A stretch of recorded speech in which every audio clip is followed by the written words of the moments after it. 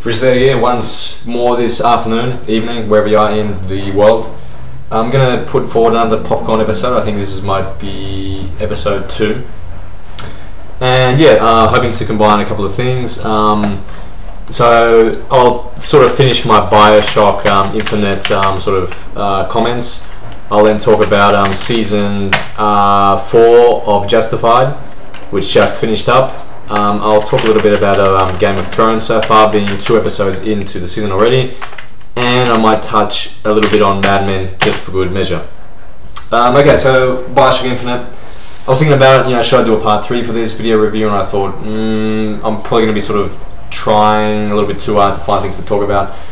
But I guess the main thing that really got me with this game is the themes, the emotional themes, the things that makes you think about like guilt, redemption, past lives, ghosts, what happens after we die, can we ever forgive ourselves for what we've done, what is God, who is God, what is ego, all these sorts of things. And that combined with the visual creativeness of this sort of world, which is sort of set up high in heaven, and just a killer, stellar storyline really combined to be a really great, fantastic game.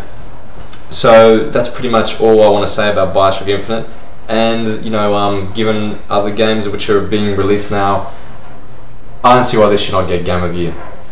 Okay, moving on to Justified Season 4, which just finished up in the States. So I wouldn't have gone into Justified if it wasn't for hearing that it was a pretty good show in terms of like story writing and stuff like that. So I thought, okay, I'll try it. I sort of saw had like the US Marshals involved, or sort of paying homage to Wild Westerns. So I thought, okay, let's try this out. And as I started to watch it, I'm like, okay, this is a pretty good show. Okay, season 1 was very procedural. Season 2, the ending of season 2 was excellent. Like just the whole Mags Bennett, who I think won an Emmy Award for a performance, sort of the way she died. Like this show at its best is like really good.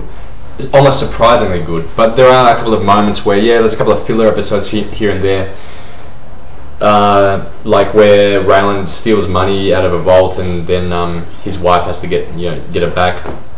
Season 3 was okay. Season 4, I'm just really interested. This Boyd Crowder character is really interesting.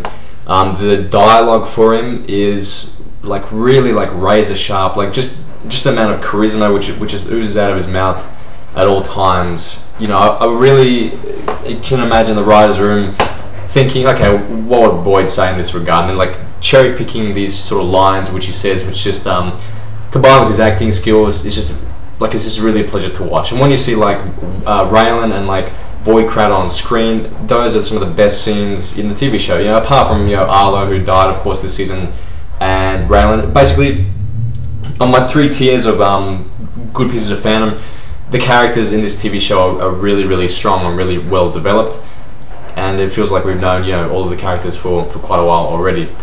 And having Boyd break down, and having Ava being taken to jail, having Winona in a little bit of danger. It was a little bit over the top where they started shooting these guys dead, and they do a really good job of bringing all the sort of plot pieces together. The whole episode where the one to kill I forgot what her name was, the prostitute girl.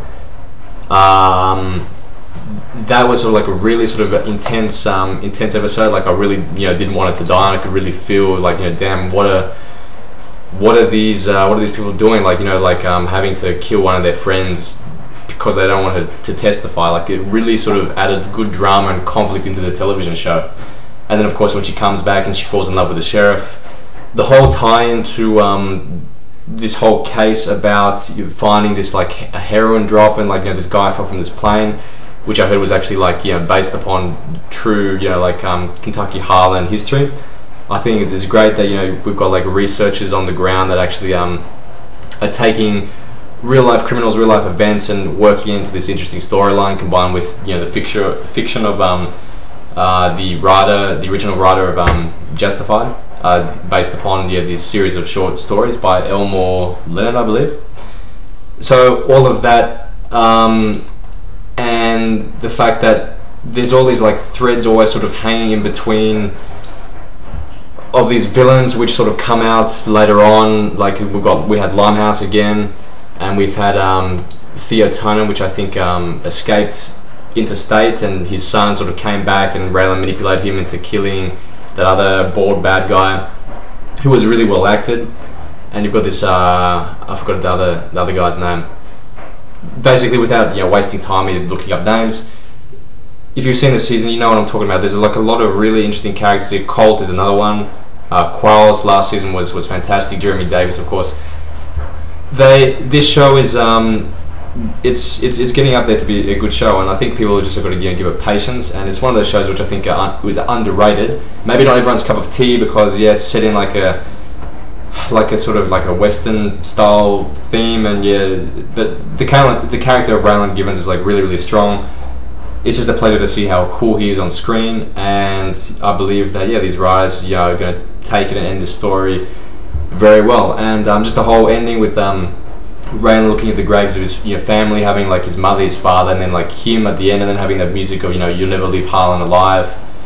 The whole references to like the Wild Wild West, and like having the picture of Tombstone in his boss's office, which his name escapes me again. Just like the whole feeling of this show, which is different from any other TV show I've watched. This whole like Western vibe to it. Really interesting characters that sort of terrify and shock me sometimes. The charismatic Walter Goggins and Boyd Crowder, fascinating character there, who I really thought he was going to die. The fact that Ava was once Raylan's sort of girlfriend and she's drifting away from him. The fact that Raylan doesn't know how to be a father, and he's going to be a father next season, I presume. This show has it's gone from strength to strength in my opinion, and it's a good drama. It's not like all that action, but when it does show action, there has been that build up towards it. And I think overall it's like a pretty strong show, which is underrated, which people should check out. So with that out of the way, Game of Thrones. Okay, so unfortunately I haven't continued to read the books, so you got the first 2 episodes of Game of Thrones, which has just hit. Episode 2, I think Dark Places and Dark Thoughts and Dark Things or something, aired yesterday. I think the acting was a little bit off, but overall I really like the way this show seems to be going in a different direction now. I've heard, because I haven't read the books, that they're sort of restructuring things, condensing things, understandably. So because there's not enough time to cover all these sort of things in the TV show, so they're sort of pushing things along. Which as long as it has the same effect, that's great. The part that sort of really touched me the most is when sort of like Catelyn Stark was sort of talking about Jon Snow, like how she wished him dead, then she didn't wish him dead.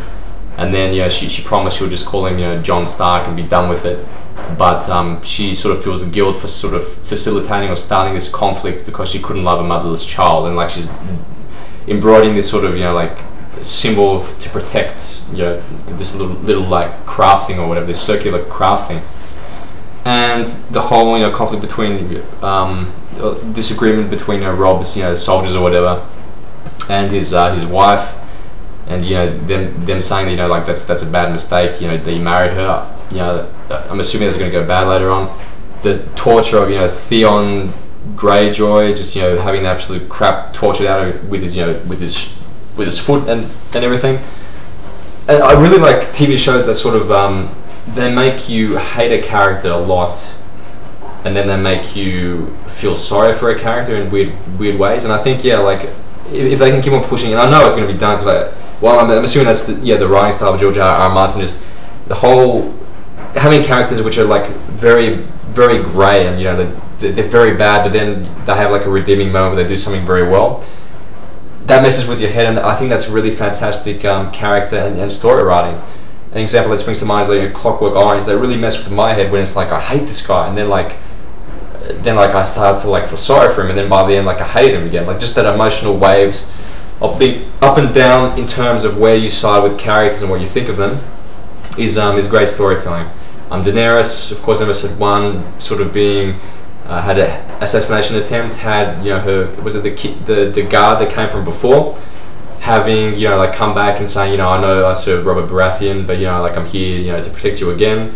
the whole, you know, like guards that she has to buy so she can take back the Iron Throne, the whole White Walkers. In episode 2, of course, you know, Sam sort of falling down on his knees and, you know, crying. The whole folklore and, you know, magic of, like, you know, these wargs which you can see through animals' eyes. Brown, especially, a very interesting storyline there, meeting these other characters where this like boy, I think, yeah, is also a warg, and he looks like again, like the casting here is incredible, as we all know. And yeah, like if I was to read the books, it's very hard for me to think about these characters without seeing the characters' faces. I think, as I mentioned, this other sort of Game of Thrones review as well, the book review, I think. Anyway, my point is, yeah, I'm keen to see where this season's going to go. Hopefully it'll get pretty interesting quickly. I heard, yeah, they divide the season into 2 parts. So as a result, yeah, let's see. I heard there's like it's widely regarded as like one of the best books in the series. So having split into 2 seasons, I'm really curious to see how they compact it. You know, going into it as non-book reader now. And yeah, just really happy that Game of Thrones is back, and arguably, you know, one of the best TV shows on at the moment. Probably up there with Breaking Bad and Mad Men. Okay, so I'll finish this popcorn episode with that Mad Men. Okay, so well, I was going to sort of watch it and video review it, but maybe I'll do it later. But yeah, I'm just keen to see. Actually, a little bit rusty on Mad Men. I can't remember what exactly. Oh, that's right. Of course, yeah. Whether Don is going to go back to his old ways of cheating. The whole sort of Peggy starting off from like a real, you know, like just a quiet secretary, now she's like becoming her own boss. And yeah, the whole Peter Campbell just wanting to be God, just having the biggest ego in the world. And yeah, I mean, overall, just having the pleasure of being back in the 1960s and just having real attention to detail. And given that the creator Matt Weiner is like really tight, locked on spoilers and not sort of having the actors and writers talk about what's going to happen, I'm really keen to see where they develop Mad Men. And I guess I'll make a video review of that later on. So yeah, I think that's the main things I want to talk about in this popcorn episode 2, I believe. So Bioshock Infinite, you know, fantastic game. Made me think about a lot of things, a lot of themes, just visually beautiful, and yeah, like the delays for this game, which I've heard of, you know, are very understandable because this game is a beautiful game. And yeah, I think it's going to be one of those games which I may not sell. I don't sell my favorite games. The other ones I trade in, you know, to get store credit very quickly. Justified 4th season continues to be like a solid drama. Not, you know, perfect in every respect, but it does have its, you know, standout moments. The writing of, you know, Raylan and, you know, Boyd Crowder, and having all these villains up in the end, just having like all these like story points sort of being neatly tied together whilst being set in a different place to most television shows, you know, Harlan County, Kentucky, with, you know, its own personal culture and themes running throughout the show. Yeah, like when I watch the show, it's like I'm hanging out with sort of old friends. So, you know, it has its place in my watching schedule. Game of Thrones, you know, I'm not saying anything here that hasn't been said anywhere else. Great TV series, just happy and excited to see where what I've heard is, you know, the best books in the series. I heard there's like a massive bombshell moment, and yeah, now it's on our doorstep and we can watch it week to week and see what happens. And of course, Mad Men just came back yesterday, which I'll just have dinner now and watch that, and keen to catch up with the womanizer Donald Draper. Okay, yeah, that's it for me. Once more, happy to hear your thoughts, comments, whatever. Oh, I'm pretty thirsty as well. Okay, thanks guys. Forristicat, later on.